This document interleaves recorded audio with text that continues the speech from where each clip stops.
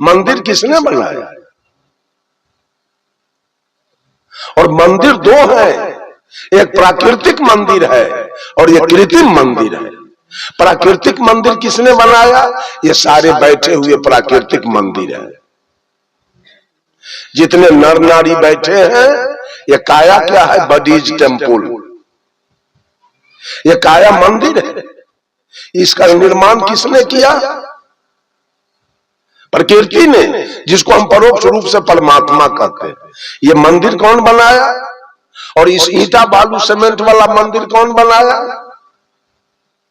आपने बनाया। तो आपके द्वारा बनाए गए मंदिर की विशेषता देखिए कितना है, और ये प्रकृति के द्वारा बनाया गया मंदिर का क्या विशेषता है? इसमें मांस, मछली, तारी, दारू, गांजा, भांग, बीड़ी, सिगरेट, जर्दा, किमाम सब इसमें दिया जा रहा है। और आपने जो अपने हाथ से राजमिस्त्री लगा के मंदिर बनाया, उसमें आप आम, लीची, कटहर, केला, पेड़ा, रसगुल्ला, काजू, किशमिश, बादाम, मुनक्का, छोहारा चढ़ाते। असली मंदिर कौन है? एक लड़का बीए में पढ़ रहा था और उसका परीक्षा निकट में आ गया। लड़का की तैयारी नहीं थी, तो लड़का उदास था। एग्जामिनेशन में क्या लिखेंगे? तैयारी तो कुछ है नहीं। एक आदमी पूछा, रे तुमको बड़ा उदास दिखते हैं, बात क्या है? कहा क्या कहें, परीक्षा निकट आ गया और तैयारी कुछ है नहीं, तो हम क्या लिखेंगे? कहा एक काम करो, बगल में एक मंदिर है, चले जाओ, अब भगवान से वहां आशीर्वाद ले लेना, तुम्हारा डिवीजन हो जाएगा। भावुकता बस वो लड़का गया। वहां गया तो वो मंदिर कबीर पंथ का था। मंदिर कबीर पंथ का था। महात्मा जी बगल में बैठे हुए थे। गया, महात्मा जी को दंडवत किया, कहा बाबा मंदिर किधर है? कहा बेटा बात क्या है? कहा आगे परीक्षा देना है, तैयारी कुछ है नहीं, तो भगवान से आशीर्वाद लेने आया हूं। महात्मा जी ने कहा बेटा यही तेरी काया मंदिर है और इसी के अंदर में आत्मा राम का निवास है। जाओ, मैं तुमको आशीर्वाद देता हूं, आज से लगन, परिश्रम और प्रयास तीनों जारी करो और तुम्हारा फर्स्ट डिवीजन हो जाएगा। लड़का थोड़ा मायूस हो गया, वो तो फोकट में गया था आशीर्वाद पर डिवीजन मारने। महात्मा जी तो काम बता दिया।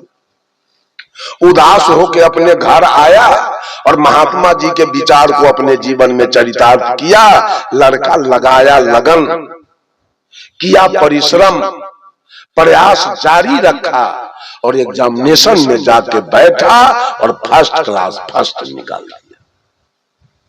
और प्राप्तांक लेके, मार्कशीट लेके अपने घर आया और अपने माँ को जाके दिखाया, माँ मैं फर्स्ट क्लास फर्स्ट निकाला। माँ कहती है बेटा ये तो माता सरस्वती का कृपा है। बेटा ने कहा नहीं माँ, यह कृपा तुम्हारी है कि तुमने समय से हमको भोजन बना के दिया। कृपा मेरे पिताजी का है जिसने समय से कॉपी, किताब, कलम, ट्यूशन फीस और कपड़ा मुझे समय से दिया।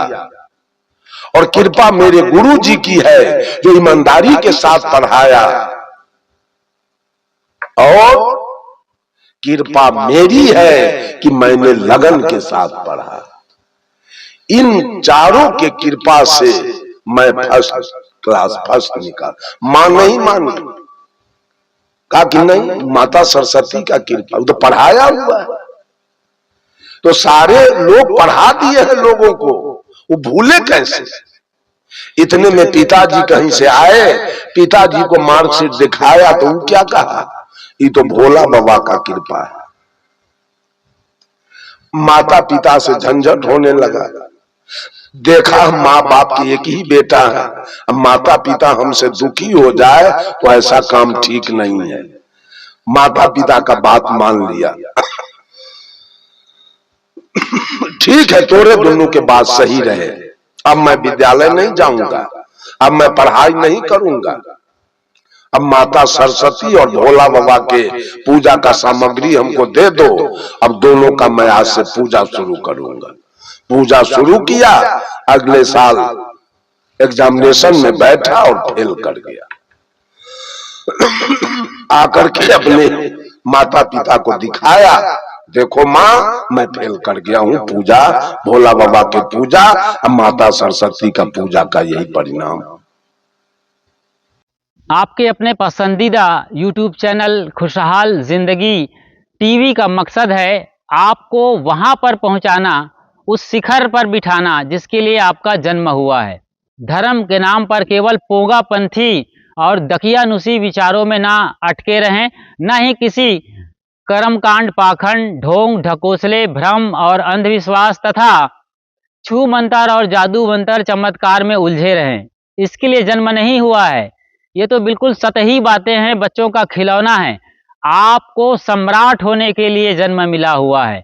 आप अपने जीवन में उस शिखर को हासिल कर सकते हैं जिसे बुद्ध, महावीर और कबीर ने हासिल किया था।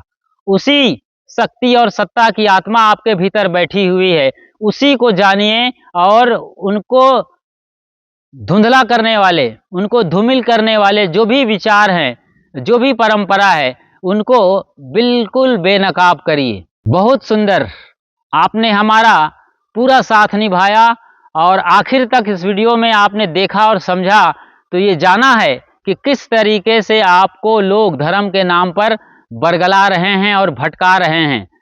सभी मत, मजहब और परंपरा के जो अगुआ लोग हैं, जैसे हिंदू धर्म में पंडित और पुरोहित, मुस्लिम बिरादरी में मुल्ला और मौलवी तथा ईसाई मिशनरी में उनके अपने पंडित हैं, पोप और पादरी, ये सब भटकाने वाले हैं। इनको सत्य से कोई मतलब नहीं है। ये आपको सांत्वना देते हैं बस, और सांत्वना के बदले बड़ी मोटी रकम से अपनी जेब भरते हैं, अपनी जिंदगी चलाते हैं, घर परिवार पालते हैं और स्विस बैंक में अपना सारा पैसा जमा करते हैं। तो आप सोचिए जरा, कहाँ आप अपना पैसा फेंक रहे हैं? गलत जगहों पर। आप इससे बेहतर होगा कि किसी गरीब को खिलाइए, किसी दिन दुखियारा की खुद जाकर मदद करिए और मानवता को जगाने वाले मिशन में काम करिए, तब जाकर के आपका इस तरीके से जीना और धर्म करना सार्थक होगा। खुशहाल जिंदगी यूट्यूब चैनल पर आप बिल्कुल नए हैं तो फौरन सब्सक्राइब कर लीजिए। यह एक निःशुल्क प्रक्रिया है। जैसे ही आप सब्सक्राइब करते हैं, हमारा परमानेंट मेंबरशिप हासिल कर लेते हैं और इसके बाद बेल आइकन को प्रेस करते हुए, नोटिफिकेशन की घंटी बजाते हुए जब ऑल या सभी को सेलेक्ट कर लेते हैं, तो जब भी हम लाइव आएंगे या नई वीडियो अपलोड करेंगे, सबसे पहली सूचना आपको तुरंत मिल जाएगी। अपना और अपनों का जरूर ख्याल रखिए। शुक्रिया, साधुवाद और साहेब बंदगी।